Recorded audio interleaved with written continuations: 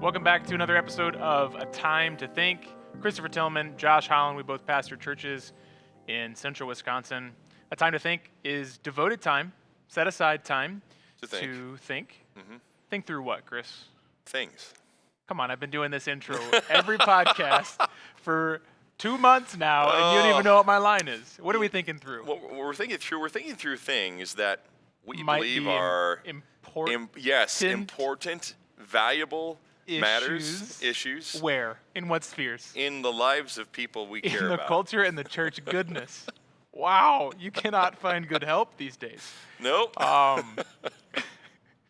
This is podcast episode number 4 that we're recording today, if you cannot tell. And by the time this one is released, we will be post-Christmas, which means we'll all be a slight pant size higher, and we'll be ready for New Year's resolutions. Yeah. So on this episode, we're talking about New Year, New Me, New Year's resolutions, and particularly from the angle of why do we seek to establish resolutions? Why do we wait till the new year to establish resolutions? Why do they fail? So, Chris, give me a resolution that you've tried that's failed. Read through the Bible in 1 year. Oh yes, Yeah. yeah. Now, I've read through the Bible many times. However, reading through the Bible in 1 year tends to have a February to March expiration for many people. Mm-hmm. So, do you ever think in September, hey, I want to read through the Bible in 1 year, I'll start now? Go September to No. October. No, I really don't. So why do you think you wait till January? Because it's time to buy a new calendar from your Snap-on tool representative. What is it about the turn of the year? What is it about the newness of January that leads people to do something in January that they wouldn't do in October? Yeah, it's just a marker. It's just a marker. It's to say, here is something new. Everybody is on the same page, literally on the same page. In your calendar, you turn your calendar and you say, okay, looking at different cars this month on my Snap-on calendar than I did last month.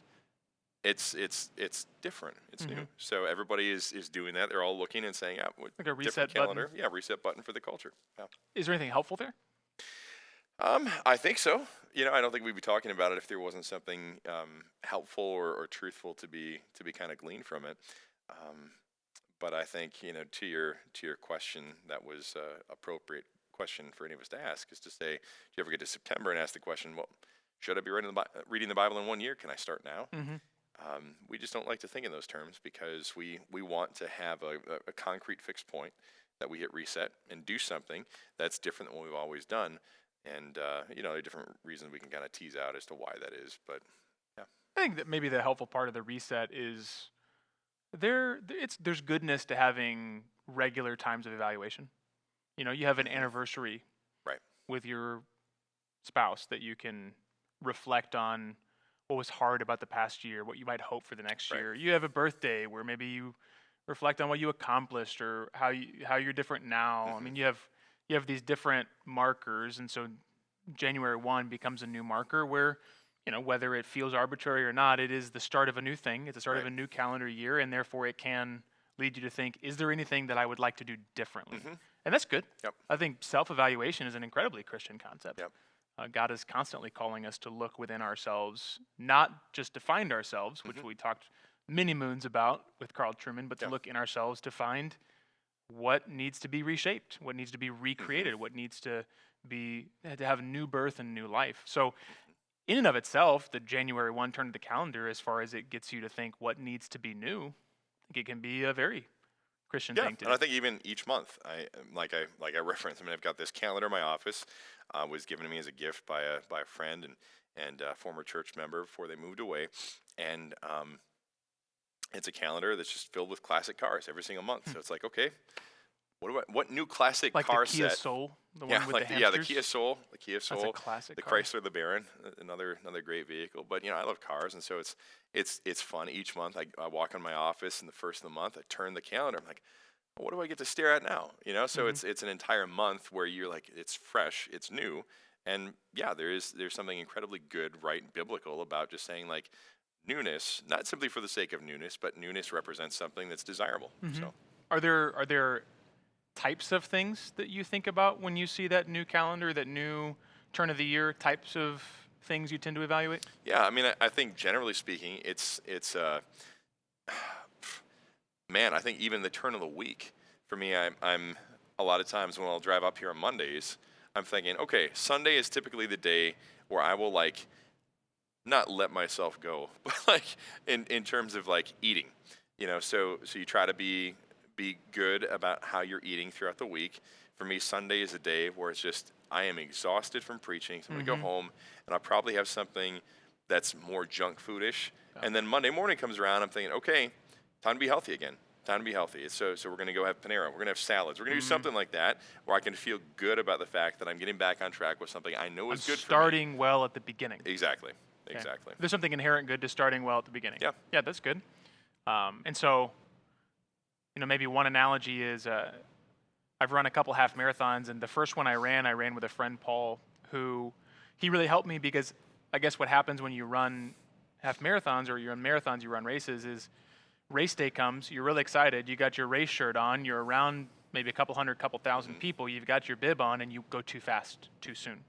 And so experienced racers know that you need to pace yourself early on because the first 2 or 3 miles of that 13 or that 26, Feel like nothing. Yeah. they should feel like nothing. You should be able to keep it going. But you need to start well, is essentially the point of that analogy. If you start well, you set yourself up. Yep. Just like on Monday. If you start well, then you set yourself up for the rest of the week. January, you start well.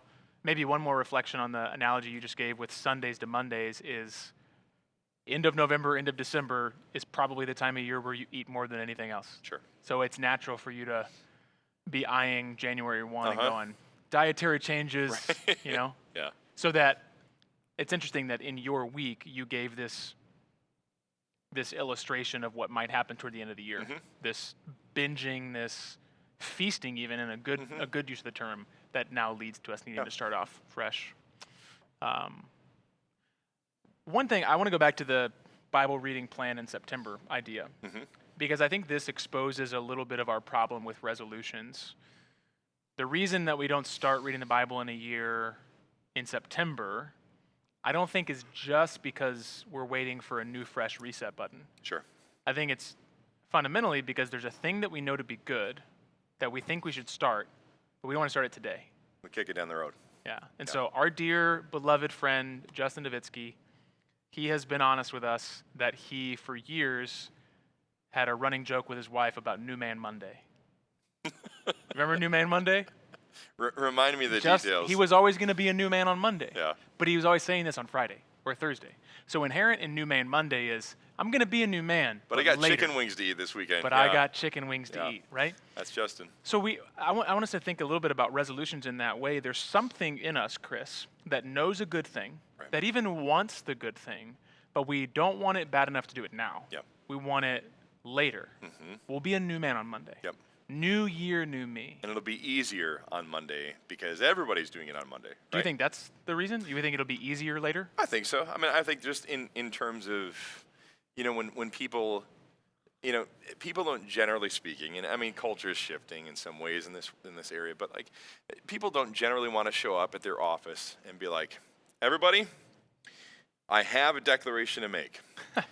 I have been eating garbage for many months now. But today, mark this, today, September 4th, just pick some day, September 4th, things are going to change. But if everybody can come in and everybody shows up January 2nd, even working on January 1st, January 2nd, people are like, man, I ate too much, I ate junk, people who go out and drink, drinking on New Year's Eve. Yeah, I did these things. You did it too, right? Yeah, we should not do that anymore. So there's just this sense of camaraderie in, I think, a negative way, to be perfectly honest. Like, yeah, we realize we're all doing some stupid things.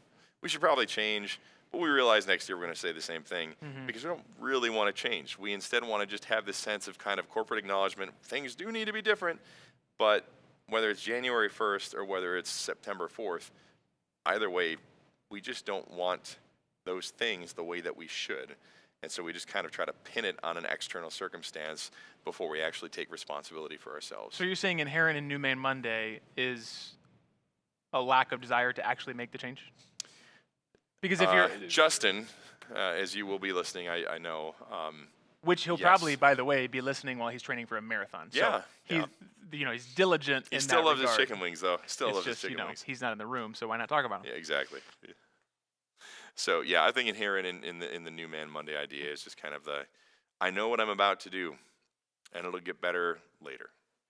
I know what I'm about to do, but I'll change it later because I know this is something I really enjoy. So I'm just gonna I know, like for me yesterday, my mom and dad stopped over, dropped off some cookies, and I'm like for lunch, and I'm thinking, okay, how can I budget my calories today, where I'm gonna have a lot of cookies right now, but I'm not gonna eat a lot for dinner, right? So, but I know that right now I can do this, and then later on I can kick the can down the road, and I know tomorrow morning I'm gonna be heading up to Wausau, and I'll probably have a nice healthy lunch or something. So we'll just kind of manipulate things, even though you probably shouldn't be eating a whole load of cookies right now. You find a way to kind of work around it. What would the Christian faith have to say about this idea that I want to kick the can till Monday or till Jan 1? It's something I'm doing something now that I really know I shouldn't, but it'll get easier, better later. Yeah. I mean, I think the equivalent and then how we address that is just like the relationship we have with sin generally. I mean, in any Christian's life. Not just Justin, but all of us, right? Correct. Just so we're clear. Correct. Not just Justin. But in any Christian's life, we tend to, so we'll eliminate certain things that are pretty easy to eliminate from other people's perceptions, right? So if somebody becomes a Christian, it's like, well, you clearly are not going to be somebody who's going to be out cussing up a storm. You're clearly going to be somebody who's not sleeping around, clearly somebody who's not going to be out getting drunk or using drugs. These are all things that are kind of easy to clean up on the outside. But we fail to recognize, so Jerry Bridges' book called Respectable Sins, really helpful book, and it basically just addresses the fact we have sins in our hearts that we really do cherish, and we don't really talk about because everybody tends to cherish them. We just kind of give them proper terms or ways that we can, the classic example is gossip. There's just this desire we have to gossip, and a lot of times it comes across like prayer requests, could you, Josh, could you pray for Beth? You know why you should pray for Beth, Josh? Beth has a problem with lust. In fact, I heard Beth has such a problem with lust that I think she's been cheating on her husband. Now, you keep that between us, but you should really pray for Beth. And so it's, Jerry Bridges makes a good point of saying, just examine what's going on inside there. And so for the Christian, as we address these issues of the things that we do love that we don't want to actually deal with now, we kind of put down the road later. It's because there is a certain comfort that's attached. Sin has a comfort level attached to it. That's what, if sin were uncomfortable, completely uncomfortable, it wouldn't be desirable for us to participate in. And so when we think about things like the eating going into January, it's like, man, I've got November 23rd until December 31st to eat whatever I want to eat. And when it comes to the Christian life, the sad reality is that we should recognize the fact that in our hearts, if we give ourselves the kind of leash that says, well, tomorrow I'll deal with this, we're making allowance for something that is destructive. It's just like if you're eating garbage for a month and a half, you're not only going to have to stop eating garbage after that, but you're going to have to undo a whole mess that you made for yourself. And if we make those allowances for sin in our lives, the gospel doesn't allow us to make allowances for sin like that. It says, now is the appointed day. It says, do not participate in the unfruitful works of darkness. As long as today is called today, don't ignore the voice. All these different calls that we hear repeatedly throughout Scripture saying, don't put things off for tomorrow that you know to be good today. Yeah, that's good. That's good. We often don't think about the fact that the hole we're digging, we have to fill in before we can build anything on top of it. It's not only, obviously we keep going back to the diet analogy because that seems to be the one that everyone wants to do. But if you gain 5 pounds in December, you not only have to lose the 5 pounds to start January to get back to where you were to start December, right? But you also have to undo all the habits and that's the biggest thing for me. And when I evaluate myself on a on a Monday diet-wise, it's not just weight gain, it's habits gained. Right. And that's where the sin issue comes in, Yep. is when we say, I can put this off till tomorrow, we're engaging in a habit that we're going to have to then break. And sometimes when you're getting over an addiction, the habit is as hard to break. It's the time of day you give into that addiction or whatever that is sometimes as hard to break as is the chemical component of it. And so inherent in the New Year's resolution, if the New Year's resolution is based in, I can fix this later, I can fix this tomorrow, then what it's speaking to, like you're saying, is the issue's not serious enough for me to deal with now. Right. I don't want the change bad enough to do it now. Yep. I really want what's comfortable and easy and potentially harmful more now. Yep. So that's a helpful thing. I think I have maybe two more that we can talk about. One is something I've learned in my marriage. Been married for close to 6 years now, and marriage is a mirror in a lot of ways, because the things you get away with in your own head, you don't get away with when you say them out loud to your spouse. Sure. And they hear your rationalizations, and they hear your justifications, and they see your habits over the course of a couple years, and then they go, do you know that you do this? And one of them for me that I had to learn is I would tell my wife a lot of things I was going to do that I never did. Sure. So I'm going to try this. I'm going to do that. I'm going to start doing this. I'm going to give up this. And I would do it for a couple days and then stop. And marriage forced me to come face to face with the fact that I did that. Because I had made that September 4th declaration. Sure.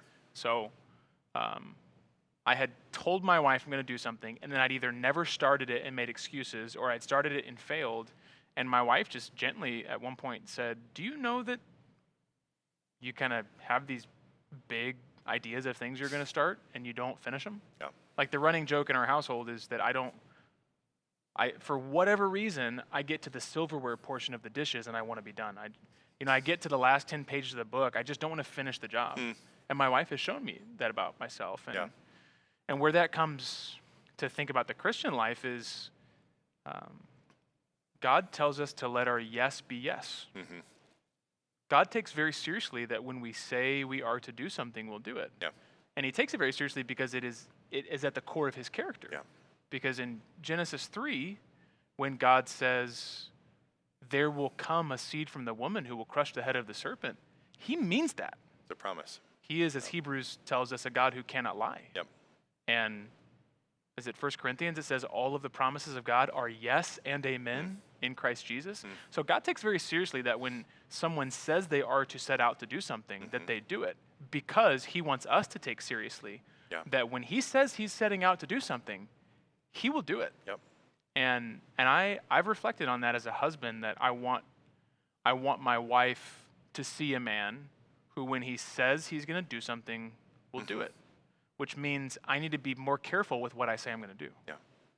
Now, where that plays into New Year's resolutions is to say, it doesn't help me as a husband or a father or as a pastor or as a friend to tell all my friends about these cockamamie ideas of New Year's resolutions I have. Yeah. Because they could be any number of ideas. I've always got one that I could start. I love starting things. Yeah. But it doesn't build a ton of trust in Chris, my friend or colleague, if he sees a man who's constantly starting and never finishing. Because resolutions, no one says, my New Year's resolution is to start a resolution. You're supposed to finish something. Yeah. And I think in regards to resolutions, we need to take seriously what it says to the people around us if we start a thing and don't finish it. Yeah. And marriage has shown me that's Cool. a serious thing. Thanks, Morgan. Thanks, lady. She's not listening. I've told you that. She has to hear me talk about all the podcast ideas before we record them. Oh, so, yeah. you know. Then she checks out. But she doesn't get your content because you're not That's there. true. That's true. I should tell her that. You should listen to the podcast to listen to Chris. Yeah.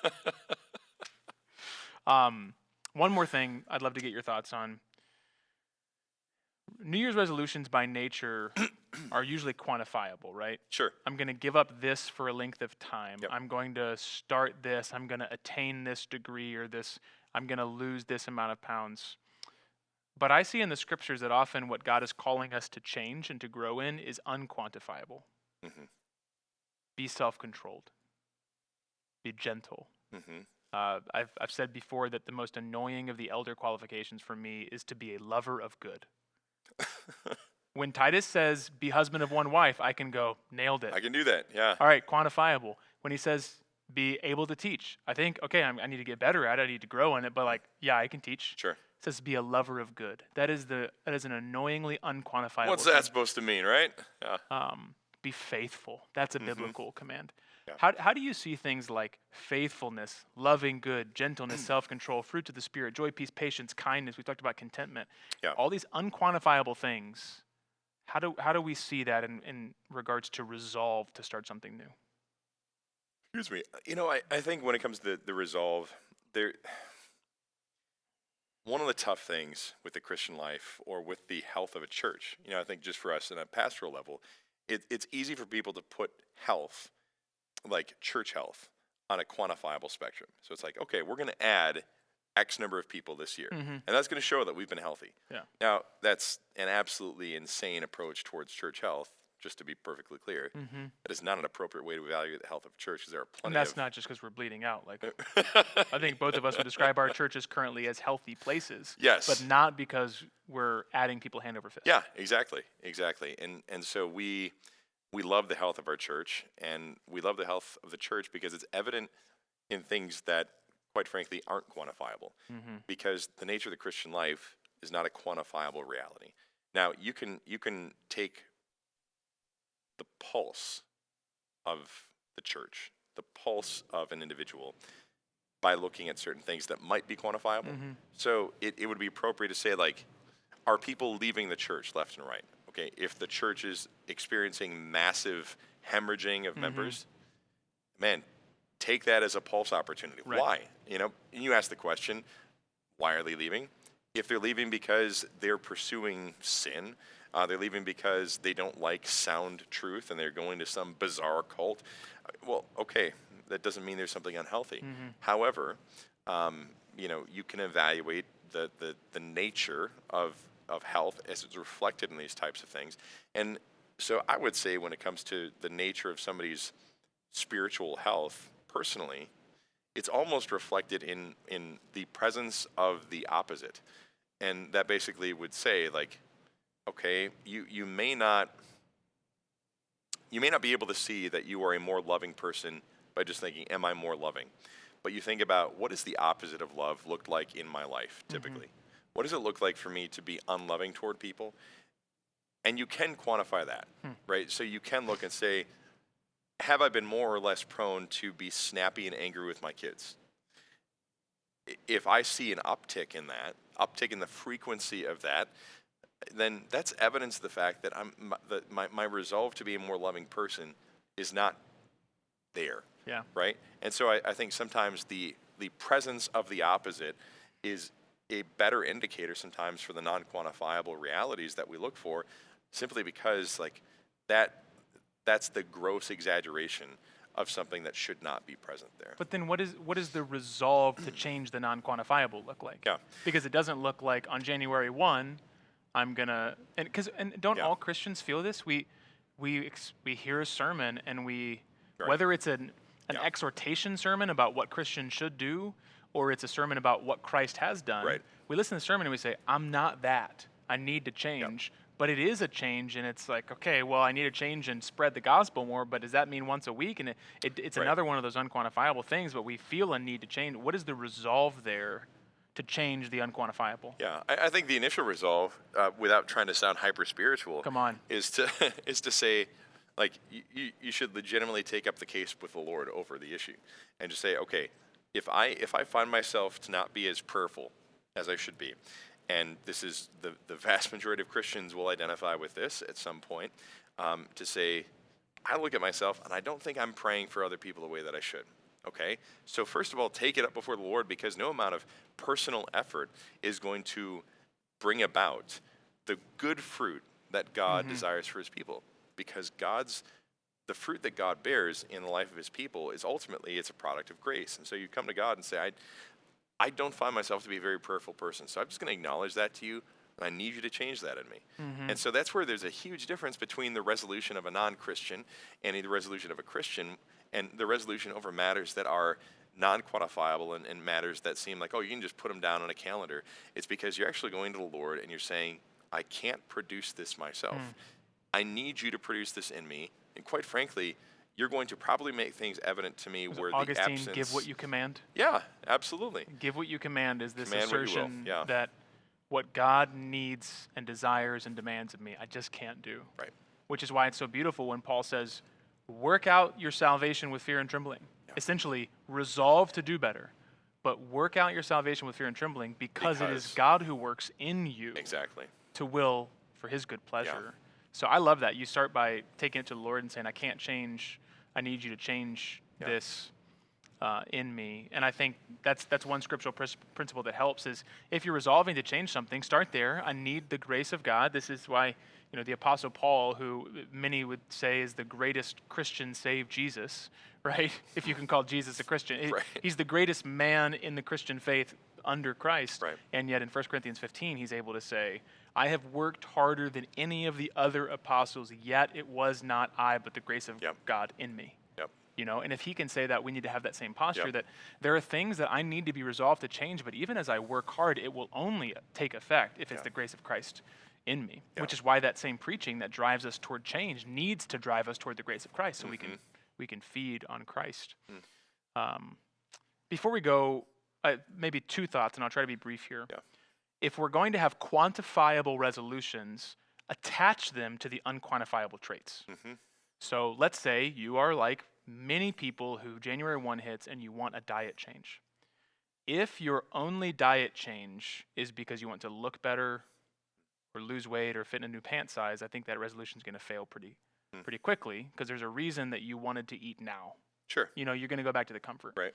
However, if you can say, you know what, when I look at the fruits of the Spirit, man, I don't have any self-control. Self-control, yeah. I don't have self-control with my tongue. I don't have self-control with my money. I don't have self-control with my food. Actually, maybe this resolution is less about looking good and more about saying, God, by his grace in me, wants me to be a more self-controlled man next January 1. And so when I look at food, I'm going to look at it and say, God is producing in me self-control, which is just a fundamentally different way to look at a resolution. Yeah. So that's one. If you can attach essentially a physical resolution to a spiritual truth, then it's going to help. Yeah. Two is, I would say, for the Christian, have a good view of work and rest. Have a good view of work and rest. I've been studying a little bit about just the way in which God created the world, and before the fall of man, you have 6 days of work and 1 day of rest, and then you have the Sabbath and the Mosaic administration, and then you still have Jesus as the Lord of the Sabbath, and then you have Hebrews saying there's a Sabbath rest that yet remains, and so we still have this work and rest dynamic, and the biblical work and rest dynamic is 6 days of work and 1 day of rest. And I would say we can use that component in regards to our spiritual growth as well. Don't wait till January 1. Start on Monday, right? Yep. Take your day of rest on Sunday. Go receive the grace and mercy of Christ. Sing the mercies of Christ at church. Rest from the weariness of trying to fix yourself. And then start back up on Monday and say, God, by his grace, is calling me to be renewed in my mind, is calling me to be more, to make every effort, 2 Peter says. And I'm going to do it for 6 days. And I'm going to pursue his grace and mercy and make every effort for 6 days. And then 1 day a week, I'm going to say, to a great degree, I need to rest from trying harder. And for me, what that looks like in my life is 6 days a week, I am voraciously reading. Just always reading. I'm looking at my preaching and saying, what can I do better? I'm looking at my ministry and saying, what can I do better? I'm looking at the church saying, what can I do better? What can I do better? What can I do better? I'm reviewing these podcasts. How can we do better? How can I say like less? I mean, all these different things. And then on Fridays, I say, I'm not going to try to get better today. Because God in Christ has worked for me. And it's a good application. So we don't have to wait till January 1 and then have this unending resolution in which we never rest. We never lose enough weight to stop. We say, I'm going to work for 6 and rest for 1, and I can start that this week. That's pretty practical. All right, man. That's what I'm trying to do. Be practical. Thanks for taking some time to think. If this was helpful, rate our podcast, send it to a friend, and tell us what you'd like to hear about. We're kind of just going off of what we think, but if you've got series ideas or questions to send in. We'd love to hear them and love to interact with them.